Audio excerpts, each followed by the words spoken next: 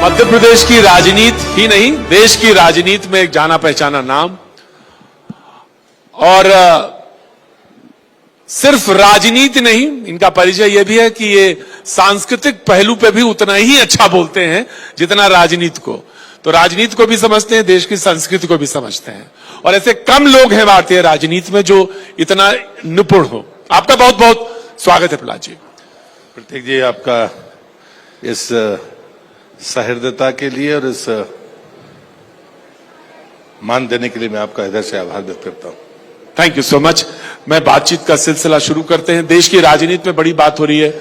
लोग कह रहे हैं कि जब देश में एक दिवाली हो सकती है तो एक चुनाव क्यों नहीं हो सकता। मैं यहां से बात शुरू करता हूं क्योंकि जो नए मुद्दे हैं उन पे बात करते हैं। मैं मध्य प्रदेश की राजनीति पे आऊंगा। भारतीय जनता पार्टी का सदैव मत रहा है कि हमें अपव्यय से बचना चाहिए। जब हम वन नेशन वन इलेक्शन की बात करते हैं और उस संकल्प को दोहराते हैं तो मकसद यही होता है कि हम अपने विकास कार्यों को न रोकें, क्योंकि जो वर्तमान परिस्थिति है जो पिछले 9-9.5 वर्षों में बनी है उसमें अब भारत सरकार की स्थिति ये हो गई है कि उसको पैसा खर्च करने के लिए गति बढ़ानी है। और ये मानस अगर बनाना, एक समय था जब हम बजट के अंत में सोचते थे कि हमको पैसा मिल जाए, लेकिन अब हमारे पास में इतना पैसा है कि हमें अपनी कार्यप्रणाली बदलनी पड़ेगी। और इससे एक उदाहरण मैं देता हूं, जिस विभाग में मैं हूं जी, मैं वही से तो 4,600 करोड़ रुपया फूड प्रोसेसिंग में हमको एक स्कीम के लिए मिला। जैसे ही हमने उसको खत्म किया तो बजट में पैसा नहीं था, लेकिन हमको 920 करोड़ मिल गया, और जिसकी आज से ही विंडो खुली है कि अभी आने वाले महीने बचे हैं तो जिसको पैसा चाहिए उसको मिल जाए। ये वर्क कल्चर है। ये जो देश के चाहे वो उद्योगपति हो चाहे हमारे नौजवान हो, उन्हें यह समझना पड़ेगा कि और ऐसी स्थिति में जब सरकार इस नियत के साथ काम करे कि बजट के एलोकेशन के अलावा वो एक्स्ट्रा बजट देने के लिए तत्पर हो, यदि आप खर्च करते हो तो आपको पैसा मिलेगा। और ऐसी स्थिति में 1 घंटा, 1 दिन या 1 सप्ताह अगर कोई काम रुकता है तो वो देश का नुकसान है। ये बात देश के लोगों को समझनी पड़ेगी। महिला सशक्तिकरण को लेकर बात हो रही थी, तो बहस में चल रहा था पार्लियामेंट में, मैं भी वहां पे मौजूद था, वहां तमाम बहस चल रही थी। तर्क आया बीजेपी की तरफ से कि हमने तो महिला सशक्तिकरण के लिए पहले कार्य किया, और आपके मंत्रालय का जिक्र हो रहा था। उन्होंने कहा कि देश में महिलाएं जो थी पानी के लिए ना जाने कहां कहां जा रही थी, दूर दराज तक जा रही थी। वो उसके घर में नल के साथ इज्जत, घर स्वाभिमान, और स्वाभिमान से जोड़ते हुए यात्रा ये हुई कि ये उसका अंतिम पायदान है जब राजनीतिक रूप से भी वो सशक्त है। लेकिन विपक्ष ये कहता है, और आपसे विशेष तौर से मैं सवाल जानना चाहता हूं कि ओबीसी का जिक्र होना चाहिए था। उमा जी ने बहुत साफ बोला कि नहीं, मैं तो कहती हूं कि हाँ होना चाहिए। मैंने आज उमा जी से पूछा कि आपने ये बात क्यों कही, बोले कि नहीं, क्यों ना कहूं, ये बात मुझे उचित लगती है इसलिए मैंने कही। मुझे लगता है कि मैं तो देखता हूं कि यह पहला पायदान है महिला आरक्षण के दृष्टि से, क्योंकि जब मैं अपनी सांस्कृतिक विरासत को देखता हूं, सनातन की परंपरा को देखता हूं, हम 2000 साल पहले जाए, हमने मातृशक्ति को सर्वोच्च स्थान पर रखा। बराबरी की बात नहीं थी। आद्य गुरु शंकराचार्य का वेदांत, उनकी सौंदर्य लहरी का पहला प्रसंग, ये प्रकृति की उत्पत्ति के सिद्धांत में मातृशक्ति को क्या स्थान था। ये गुलामी ने हमको जिस जगह पर ढकेल दिया, हम उसे परंपरा मान रहे, उसे हम अपनी व्यवस्था मान रहे, उसे हम पिछड़ेपन और अगड़ेपन की बात कर रहे। मैं सहमत नहीं हूं। मैं इस बात को मानता हूं कि हम 2000 साल पहले जहां थे वहां पर जाने के लिए पहला कदम है। और मैं आरक्षण को राजनीतिक अधिकार नहीं मानता। मैं ये मानता हूं कि हमारी मातृशक्ति की मेघा और सामर्थ्य और संकल्प पर हमारी शंकाएं अब कम हो जानी चाहिए। इसलिए बराबरी के दर्जा देने वाली जो बातें लोग करते हैं वो भी मैं उनको उथला मानता हूं। और मैं ये मानता हूं कि सर्वोच्चता पर हमें मातृशक्ति को रखना होगा। अगर हम चाहते हैं कि 2000 साल पहले की जो हमारी सामाजिक व्यवस्था थी जिसमें मातृशक्ति को सर्वोच्च स्थान प्राप्त था, अगर उसे पहुंचाना है तो ये पहली सीढ़ी है।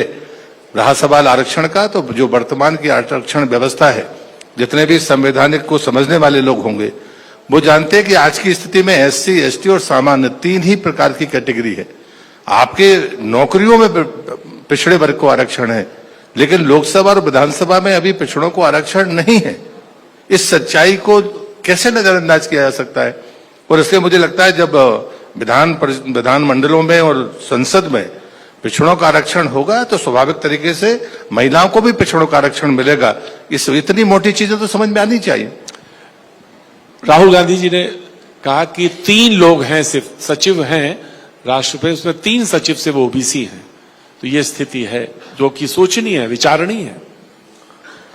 इन कुतर्कों से व्यवस्थाएं नहीं बदलती हैं। जो जवाब संसद के भीतर दिए गए वो ठीक है, लेकिन राहुल गांधी अपनी सरकारों के समय का प्रतिशत बताते तो शायद देश तुलना कर पाता। कोई 89 से लेकर 92 बैच के आईएएस बहुत सचिव के लेवल पर हैं। मैं डीजी NYKS रहा हूं, नॉन आईएएस डीजी रहा हूं। मुझे लगता है कि व्यवस्था 2 दिन में नहीं बदल सकती है, और इसलिए जब कभी आप आज के पैरामीटर्स को देखते हैं, यूपीएससी के पिछले 3 सालों के रिजल्ट को देखें राहुल गांधी, तो उनका दिमाग शायद ठीक हो सकता है, उनकी पार्टी का भी दिमाग ठीक हो सकता है। मुझे आपको लगता है, जैसे आपने कहा कि ओबीसी वाले सवाल पे, कि आने वाले समय में व्यवस्था बदलेगी और महिलाओं को भी ओबीसी के तहत आरक्षण मिलेगा? प्रतीक जी, एक बात मैं कहता हूं, मंडल कमीशन के समय में लोकसभा का सांसद था और सबसे कम उम्र का सांसद था 9वीं लोकसभा में। मैं पिछड़े जाति से आता हूं। हाँ, और मेरा आखिरी इंटरव्यू था और सरकार गिर गई थी। उस समय सिर्फ दूरदर्शन हुआ करता था। बिल्कुल सही है। वो अगर मेरा कोई इंटरव्यू देखे, मैं उसी वर्ग से आता हूं, तो मैंने कहा था मेरी जाति पिछड़ी है, मैं पिछड़ा नहीं हूं। मैं खेलने में नंबर 1 हूं, मैं पढ़ने में नंबर 1 हूं, और उस समय चुनाव में जीत कर गया था लोकसभा में, तो रिवील होकर गया था। तो मैंने कहा था कि मैं और मेरी संतान कभी पिछड़ों का लाभ नहीं लेंगी। पिछड़ापन मानसिक रूप से पिछड़ापन है, और इसलिए मैं दावे के साथ कहता हूं कि कोई और बोल पाएगा कि नहीं बोल पाएगा मैंने जानता नहीं। ये सच है कि मेरा समाज पिछड़ा है, उसको बराबरी पर लाके खड़ा करने का काम वो नेतृत्व का है, चाहे वो समाज के हो, चाहे राजनीति के हो, या हम आप हों जो चौथे स्तंभ के रूप में जाने जाते हैं।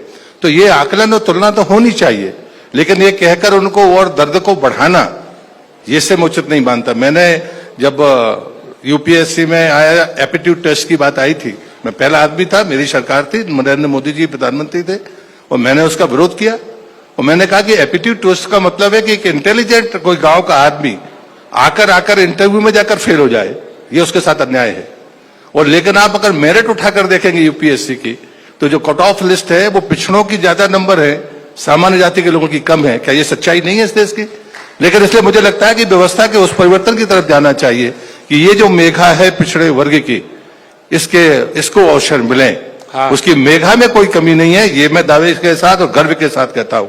मुझे लगता है इन सच्चाइयों को समझने की जरूरत है। आने वाली पीढ़ी में कोई अगड़ा पिछड़ा नहीं, लेकिन अगर पिछड़े के नाम पर उनके नंबर ढकेल दिए जाए, ये ठीक नहीं। लेकिन प्रहलाद जी, फिर ये है सच्चाई तो है समाज में जो दिख रही है, जो पिछड़ा है वो पिछड़ा है, और वो ये कह रहे हैं कि समाज में जो असमानता है उसको, इसके लिए ये रिजर्वेशन की पॉलिसी है जिसका प्रावधान 27% किया गया। तो ये बात आप समाजवादी राष्ट्रीय लोकदल जैसे जो ये कह रहे हैं कि नहीं, जातीय जनगणना जरूरी है, जिस पर बात होनी चाहिए। देखिए, मुझे लगता है कि जनगणना तो देश में होती है, हम कब तक समाज को बांटेंगे? इस आधार पर आप अपने राजनीतिक अस्तित्व को देखते हैं तो क्या आप हम किसके एजेंडे पर काम कर रहे हैं? इस समाज को तोड़ने का काम अगर किसी ने किया तो उन्हीं ने किया, चाहे वो मुगल हो चाहे अंग्रेज हो। आप अच्छे से पढ़ने लिखने वाले व्यक्ति हैं, जरा मेकाले की तारीख बताइए 1838 की, जब उसने जाकर कहा कि मैंने पूरे हिंदुस्तान घूमा, मुझे एक भी भिखारी नहीं मिला, और उसने कहा कि जब तक इनकी सनातन की परंपराओं को ध्वस्त नहीं किया जाएगा, इनको लंबे समय तक गुलाम बनाकर नहीं रखा जा सकता। इनको जब तक बांटा नहीं जाएगा, इस देश को कभी लंबे समय तक गुलाम बनाकर नहीं रखा जा सकता। ये कालखंड कितना पुराना है, जब हम 500, 600, 700 साल से ज्यादा मुगलों की गुलामी के बाद अंग्रेजों ने हमको गुलाम बनाया, तब तक भी भारत में कोई भिखारी नहीं था। इस सच्चाई को कौन स्वीकार करेगा? और इसलिए मुझे लगता है कि जो लोग ये कर रहे हैं उनका एजेंडा क्या है? एक सनातन की व्यवस्था में यदि हम कार्य के आधार पर अपने चीजों को निर्धारित करते हैं, दायित्वों का निर्धारण करते हैं, तो उसमें फूट डालने का काम करना, ये मुझे लगता है देश के लिए अच्छा नहीं है। मैं जनगणना का विरोधी नहीं, जातियों के आधार पर जनगणना की मंशा को समझना होगा, इस नियत में मुझे खोट लगती है। इस मुद्दे को आगे बढ़ाएंगे, चुनाव का समय है तब जरूर बात होगी, लेकिन मैं मध्य प्रदेश की राजनीति में आना चाहता हूं। लोग आपका भी नाम की बड़ी जिक्र करते हैं, आपके नाम को भी बहुत तरह से कहा जाता है कि भाई आप मुख्यमंत्री की रेस में क्यों नहीं हो सकते? इससे आप खुश हैं कि नहीं? नहीं, मैं तो सवाल पूछ रहा हूं। मैं तो सवाल पूछ रहा हूं। इन बातों का कोई राजनीति में जो परसेप्शन बनता है वो आप लोग ही बनाते हो। इसलिए भारतीय जनता पार्टी में तमाम तरह से लोग चर्चा करते हैं ना, और तमाम तरह से मध्य प्रदेश की चर्चाओं में जिक्र होता है। चर्चा बुरी बात नहीं होती है, लेकिन भारतीय जनता पार्टी के काम करने की पद्धति जो है वो देश जानता है। इसलिए भारतीय जनता पार्टी में कोई कार्यकर्ता कहां पहुंच सकता है ये कम से कम प्रहलाद पटेल को बताने की जरूरत नहीं है। मोदी जी हैं, इस देश में प्रधानमंत्री हैं और यशस्वी प्रधानमंत्री हैं। शिवराज जी हैं, गांव से आते हैं। मैं ऐसे दर्जनों नाम गिना सकता हूं। इसलिए भारतीय जनता पार्टी में क्या होगा इसकी चिंता बाकी लोगों को नहीं करनी है, लेकिन ये बात तय करनी है कि भारतीय जनता पार्टी जो फैसला करेगी वो श्रेष्ठ फैसला करेगी। ये सवाल हमने कैलाश विजयवर्गीय जी से भी पूछा था, मैं आपसे भी पूछ रहा हूं कि जब शिकस्त हुई 18 में कुछ सीटों से थी, लेकिन हुई तो शिकस्त मान लेना चाहिए, हार हुई थी। उस समय की जो गलती और इस समय आप जहां पे मौजूद हैं उसमें क्या सबक लगता है कि मौजूदा सरकार ने यहां और केंद्र में जो तमाम सारे लोगों ने जो इस मैथमेटिक्स में लगे हैं, इलेक्शन की मैथमेटिक्स में, उन्होंने सीखा या समझा या इंप्लीमेंट किया? मुझे लगता है कि भारतीय जनता पार्टी के सामने एक ही स्लोगन है, honesty is the good policy. चुनाव स्थानीय तौर पर कहीं पर लोकतंत्र में हमारे खिलाफ भी जाते हैं, कहीं पक्ष में भी आते हैं। इन बातों से भारतीय जनता पार्टी और भारतीय जनता पार्टी का कार्यकर्ता दोनों लोग सीखते हैं, ये मैं जिम्मेदारी के साथ कह सकता हूं। मध्य प्रदेश ऐसा राज्य है जहां पर संगठन की सामर्थ्य से हमको इतना विश्वास है कि हमारी संगठन की सक्रियता अगर है तो कोई भी ताकत मध्य प्रदेश में हमको चुनाव नहीं हरा सकती, ये बात आप मानकर चलिए। 23 में स्थिति क्या है? मैं 2003 से चुनाव देख रहे हैं, प्रमुखता से देख रहा हूं। हाँ। बीच में चुनाव हुए हैं, 2003-2023 में दोहराएगा, ये मेरा विश्वास है। 2023 में दोहराएंगे। मैं अमूमन सीट्स नहीं पूछता ना कोई, हालांकि कैलाश जी कह रहे थे कि 2/3 से हम वापस आ रहे हैं। मैं आपसे जानना चाहता हूं कि लोगों ने स्कीम्स की बड़ी जिक्र किया और सरकार की जो मौजूदा सरकार है मध्य प्रदेश की, उसकी कुछ स्कीम जैसे लाडली वाली, कह रहे ये गेम चेंजर है और गेम चेंजर की तरह ही सामने है। गौ सेवा को लेकर उन्होंने बड़े जिक्र किया, स्कीम्स को जिक्र किया, किसानों का जिक्र किया। तो ये जो पॉलिसीज हैं ये लगता है कि इस बार के चुनाव में एक बहुत अहम रोल अदा करने वाले हैं। मध्य प्रदेश का चुनाव हो, छत्तीसगढ़ का हो या राजस्थान का हो या अन्य प्रांत जो भी है, तेलंगाना वो भी हो, मिजोरम भी उसमें एक है। हाँ, 5 है। मातृशक्ति फैसला करेगी। और जब मैं ये बात कहता हूं तो सिर्फ स्कीम नहीं गिनाता, मोदी जी की जो भी योजनाएं हैं, जो भी उनका दृष्टिकोण है, वो हमेशा महिला सम्मान और उसके संबल बनाने का है। आप प्रधानमंत्री आवास योजना देखिए, 3.5 करोड़ में आधे से ज्यादा स्वामित्व महिलाओं का, फिर उसके बाद शौचालय, फिर उसके बाद गैस कनेक्शन 11 करोड़, 9.5 करोड़ से ज्यादा, फिर अब जल जीवन मिशन हमने 19 में शुरू किया था, हमने 2014 में शुरू नहीं किया। ये जो चीजें मैंने 4 कही हैं, ये पूरी तरह से महिला स्वाभिमान और सम्मान के लिए है। मध्य प्रदेश की अगर मैं बात करता हूं तो शिवराज जी की सरकार ने पैदा होने से लेकर लाडली बहना तक ऐसा कोई स्टेज नहीं है महिला मातृशक्ति की जहां पर सरकार उसके साथ खड़ी ना हो। और इसलिए मुझे लगता है कि ये जो फैसला है, ये फैसला नीतिगत फैसला है। एक तरफ लोग कहते हैं कि साहब समानता की बातें करिए, सामर्थ्य बनाने की बात करिए, और जब मैं कहता हूं केंद्र की सरकार देखिए या राज्य की सरकार देखिए, दोनों जगह पर मातृशक्ति के हर कदम पर सरकार खड़ी मिलती है, बिना कहे खड़ी मिलती है।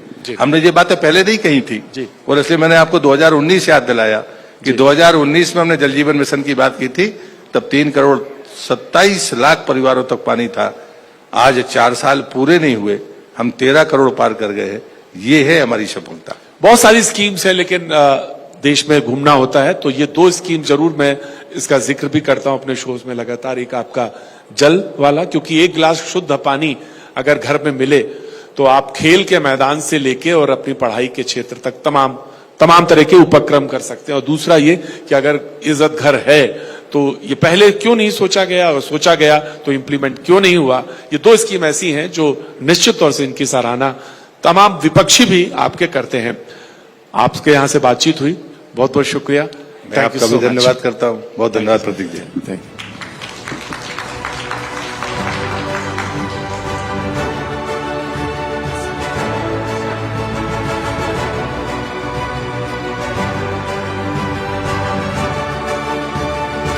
बहुत धन्यवाद सर, लेकिन आपसे अनुरोध है कृपया मंच पर बने रहिए क्योंकि न्यूज 18 आपका सम्मान करना चाहता है, आपको मोमेंटो भेंट करना चाहता है। और इसके लिए मैं स्टेज पर इनवाइट करना चाहूंगी करण अभिषेक सिंह जी को, सीईओ हिंदी न्यूज क्लस्टर। कृपया मंच पर पधारें और सम्मानित करें।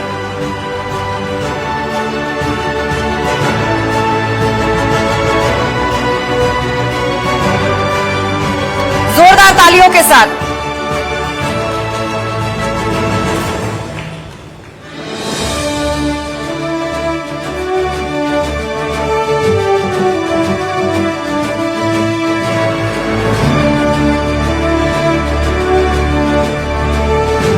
और अब सेशन में आगे की ओर बढ़ते हुए हार्ड हिंदुत्व की विचारधारा के साथ पार्टी के संकट मोचक माने जाने वाले, प्रदेश में अशांति फैलाने वालों को नहीं बख्शने वाले, एमपी की सियासत में जिनका या तो समर्थन किया जाता है या फिर विरोध, एक ऐसी सियासी शख्सियत जिसे नजरअंदाज कर पाना मुश्किल है। जी हाँ, हम बात कर रहे हैं नरोत्तम मिश्रा जी का, जिनके कंधों पर गृह मंत्रालय की अहम जिम्मेदारी है। आज वही शख्सियत राइजिंग एमपी का हिस्सा बनने के लिए हमारे बीच मौजूद है। जोरदार तालियों से स्वागत करिए नरोत्तम मिश्रा जी का। और मैं साथ ही साथ होस्ट करने के लिए बुलाना चाहूंगी आस्था कौशिक जी को।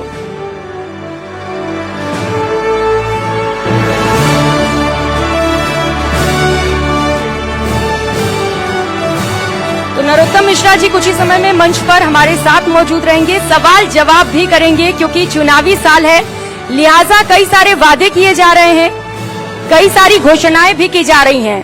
हर पार्टी के अपने अपने दावे हैं विकास के। अब देखना है कि आगामी चुनाव में जनता का आशीर्वाद किसे मिलता है। जोरदार तालियों के साथ स्वागत गृह मंत्री नरोत्तम मिश्रा जी का।